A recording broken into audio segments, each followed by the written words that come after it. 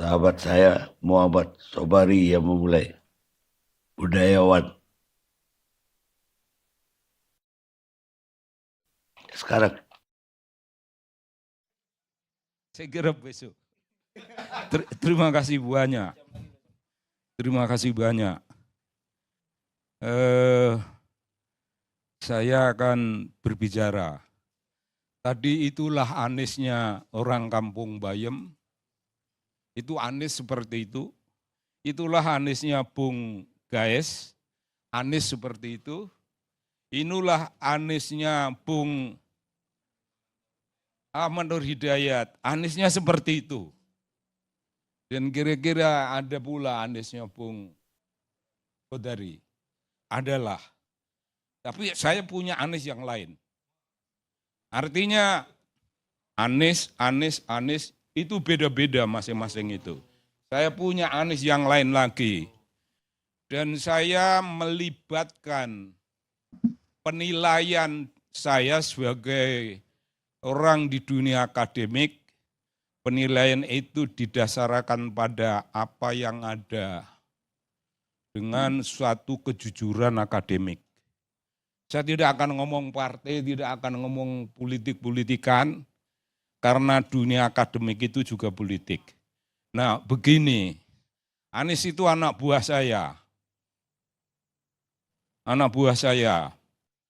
Ketika dia minta izin pada saya untuk pindah ke Paramadina, saya memberitahu, Paramadina bukan tempatmu. Bukan tempatmu, sama sekali tidak cocok. Karena nama Islam dan keislaman dan gerakan Islam di Paramadina itu tidak akan sama dengan konsepmu. Paramadina itu memiliki sendiri sesuatu konsep pergerakan. Tentu saja bau-baunya ada HMI, tentu saja bau-baunya ada pergerakan-pergerakan. Nah, kau tidak. Jawabannya apa? Ya aku di sini buntut, karena dia anak buahku. Aku di sini buntut. Kalau di Paramadina aku kepala. Itu anunya, supaya Anda semuanya menilai. Itu nafsu kekuasaan itu besar dalam statement itu. Itu nafsu kekuasaan, itu the will to power, itu ambisi. Apakah dosa? Ya kita tidak bisa mengatakan dosa dan tidak dosa. Saya hanya mengatakan itulah dia punya pribadi. Terus di Paramadina, apa yang terjadi di Paramadina? Itu rektor baru sudah terpilih. Sudah terpilih, tapi dianulir oleh yayasan. Yayasan itu ada di dalamnya kira-kira Sudirman Said. Kira-kira ada orang yang disebut pamannya Anies. Jadi ada Sudirman Said, ada orang yang disebut pamannya Anies, ada di situ kira-kira JK. Anies itu anak buah dalam arti tertentu anak buahnya JK macam gitulah. Kira-kira macam begitu. Apa yang terjadi di Paramadina? Dia tidak mengangkat Paramadina sebagai universitas yang makin maju. Tidak. Karena Anies juga dimarahi oleh Mbak Omi, istrinya Cak Nur almarhum.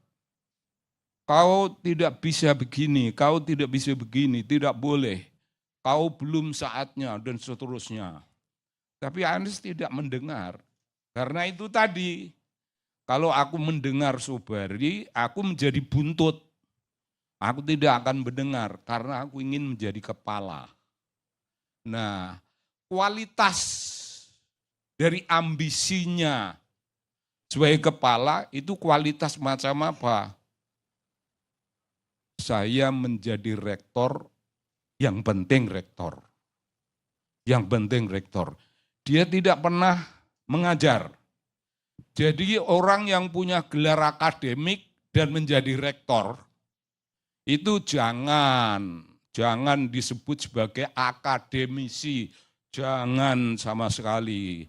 Akademisi itu orang yang mengajar, dosen yang meneliti, dosen yang gigih mengajarkan hasil-hasil penelitiannya dan hasil-hasil bacaannya.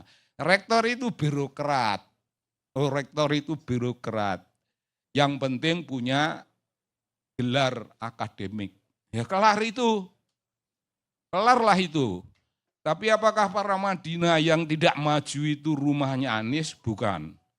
Anies bukan orang para Madinah, sama sekali tidak punya kultur para Madinah.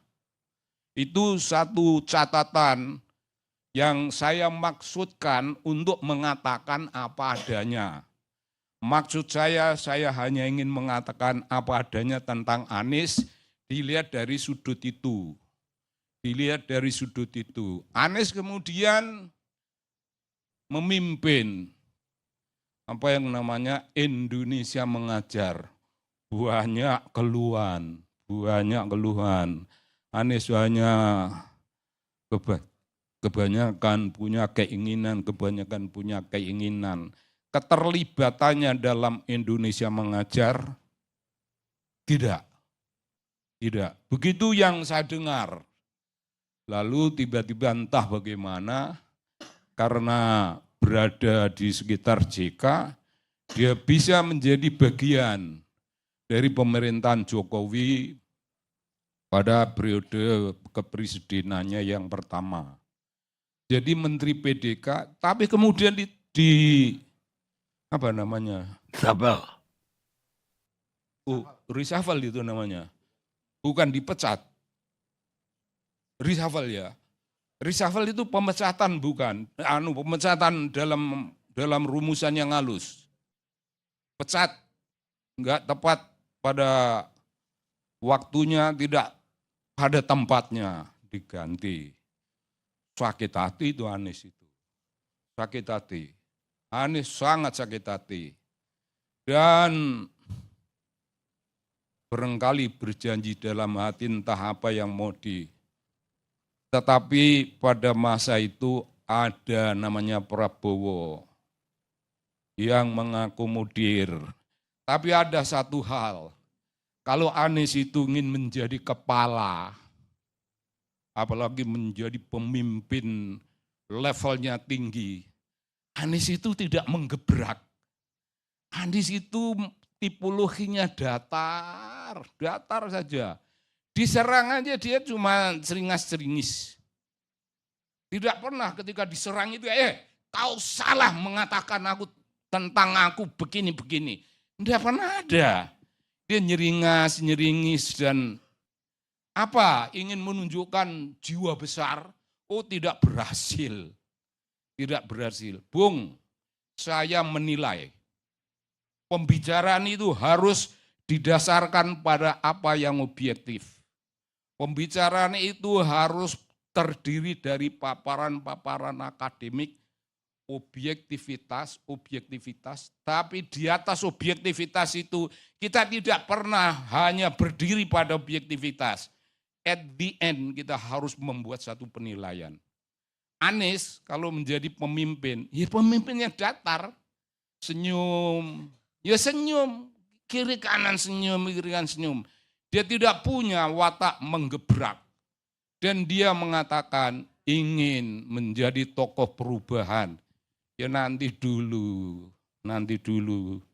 Bagi orang antropologi seperti saya, jangan ditipu. Saya mengerti. Perubahan itu adalah kodrat alam. Malam ini begini, malam besok tidak begini, itu sudah otomatis perubahan. Anies harus punya titik fokus. Perubahanmu dalam politik Indonesia itu apa? Katakan, dia tidak pernah mengatakan. Ya karena dia nggak bisa mau mengatakan apa. Politik Indonesia ini yang belak-belakan seperti ini, relasi-relasi antar partai yang begini, yang terang benderang seperti ini, mesti ada perubahan. Ya perubahannya itu apa? Fokusmu itu di mana? Ada titik fokus. Untuk menyatakan ini saja dia tidak bisa menyatakan. Tidak bisa menyatakan. Lalu selalu ingin membawa perubahan. Oh ya perubahan. Pak Anies ingin meninggalkan kondisi ini. Tapi mau menuju kemana? Mau menuju kemana? Dia tidak punya titik fokus. Ya mari kita bicara tentang HMI. Ada Cak Nur. Cak Nur punya moralitas. Moralitas yang sangat kuat. Punyakah Anies hal-hal seperti yang dimiliki oleh Cak Nur? Pernahkah Anies itu tampil dalam kepemimpinan pemikiran? Kepemimpinan dalam berpikir? Melebihi Cak Nur atau bahkan mendekati Cak Nur aja nggak usah melebihi. Pernahkah punya hal-hal semacam itu? Nilai-nilai dasar perjuangan. Kapan Anies ngomong tentang perjuangan? Kapan Anies ngomong tentang nilai-nilai dasar kepemimpinan? Bahwa pemimpin Indonesia mesti ini, mesti ini. Inilah perubahan. Kapan dia ngomong seperti itu? Anies ngomong datar. Datar. Dikata-katain dia apa? Semua yang mengatain itu tidak ditanggapi. Apa sebabnya tidak ditanggapi? Apakah dia tidak mampu menanggapi? Apakah dia orang yang kesabarannya luar biasa tidak punya batas? Ya kita tidak jelas. Ini calon pemimpin yang tidak jelas urusannya. Bagaimana mau melawan orang-orang yang mestinya diberi jawaban. Kau jangan ngomong begitu. Aku ini begini, aku ini begini, aku ini begini. Inilah orang yang membawakan perubahan. Kalau orang yang ingin membawakan perubahan itu tidak pernah mengatakan apa yang dia mau, corak seperti apa, pemimpin macam apa, kepemimpinan mesti model kepemimpinan karismatik yang seperti apa. Semua orang masih punya ingatan, masih punya idola. Dan idealisme mengenai pemimpin karismatik. Anies harus ngomong, oke, karismatik itu harus dibagi-bagi menjadi begini. Karismatik di zaman tahun 45 dan di masa-masa Orde Baru itu sudah lewat. Karisma di zaman ini mestinya ini. Punyakah dia hal-hal semacam itu? Ya dia tidak punya. Tapi mengomongkan perubahan. Ya perubahan mau kemana, Bung? Perubahan mau kemana, Bung? Jangan menipu orang-orang yang mengerti tentang perubahan. Bagi orang banyak, ya ayo berubah. Senang sekali, ya berubah, ayo berubah. Berubah dari Jokowi ke Prabowo. Prabowo perubahan kepada apa? Pertanyaan besar. Selalu menjadi pertanyaan malam ini. Apakah akan ada momentum yang memberi Anies sesuatu kesempatan tampil? Kalau Anies akan menjadi pemimpin ekstra parlementer, apa tandanya? Anies tidak bisa menggebrak, Bung. Anies tidak bisa punya satu strong point, menggenggam tangan seperti saya ini. Saya ingin begini. Saya tidak suka pada ini, dan saya tidak suka Prabowo pada ininya. Kalau Prabowo tidak begini, maka kapan Anies punya sesuatu strong ambition untuk melakukan sesuatu newly invented leadership. Harus newly invented, tidak boleh yang old. Newly invented itu dia katakan, ini spesifik, ini pikiranku, pikiran Anies. Punya dia itu. Punya pengalaman bacaan macam itu. Tidak punya. Saya berani bertaruh. Nah, pertaruhan itu ditaruh dari mana, diambil dari mana. Dari pengalaman saya menjadi atasan dia dan dia menjadi bawahan saya. Dari karakter dia mengatakan sesuatu. termasuk ambisi besarnya. Ya mungkin tidak besar, cuman ambisi. Ketika dia jadi gubernur, dia punya catatan. Catatan saya ketika hak interpelasi atau hak rakyat untuk bertanya, itu tidak boleh bertanya.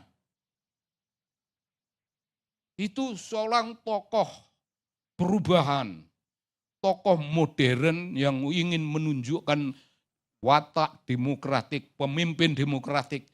Ada partai-partai politik ingin mengajukan hak interpelasi mengenai ini perkara ini apa, Enggak boleh. Enggak boleh bertanya, orang-orang dikumpulin di rumahnya. Itu bong, itu ironi besar bagi orang seperti saya yang punya catatan tidak dengan tangan. Catatan itu dalam jiwa. Catatan jiwa tentang karakter manusia. Jadi saya agak belajarlah sedikitlah karakter manusia.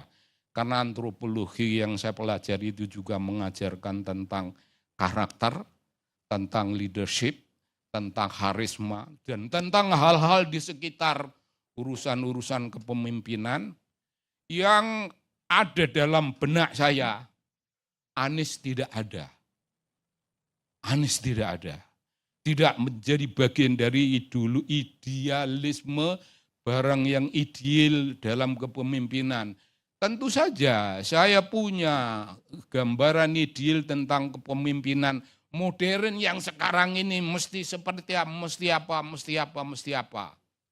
Ya adalah, ada yang tidak Soekarno, yang tidak Syahrir, yang tidak Tan Malaka, tidak yang dulu-dulu, tidak Soeharto, tidak SBY, tidak Jokowi. Ada sesuatu yang mestinya baru, tapi baru itu kalau itu harus ada perubahan. Perubahannya seperti apa? Saya punya gambaran tentang kepemimpinan yang baru, yang bukan Jokowi, yang bukan Prabowo. Ada sesuatu yang ada dalam jiwa, ada dalam imajinasi kita tentang politik. Tapi kalau Anies punya yang semacam itu dan ingin menggambarkan sebuah perubahan, oh itu hebat sekali. Tapi katakan perubahanmu itu perubahan seperti apa. Jangan hanya ngomong perubahan, semua orang bicara perubahan. Tapi pemimpin harus punya spesifik, strong point, dan the center pointmu itu ada di mana, dia tidak katakan. Ini catatan saya tentang Anies. Jadi kalau Anies hilang dalam politik, bagi saya tidak ada masalah, tidak ada yang hilang. Anies hilang dalam politik, Anies is forgotten, itu bagi saya ya sama saja, karena ada sesuatu yang kena angin yang kencang, dan angin kencang itu membawa dia hilang, bagi saya tidak ada yang ditangisi. Oke.